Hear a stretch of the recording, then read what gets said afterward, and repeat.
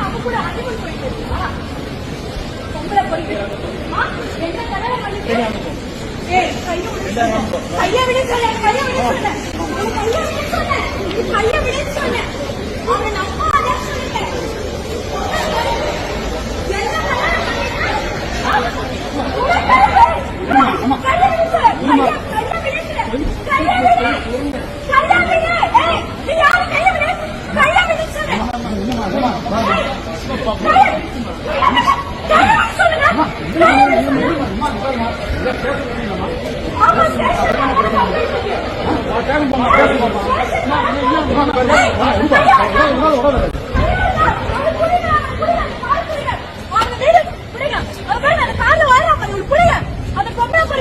என்ன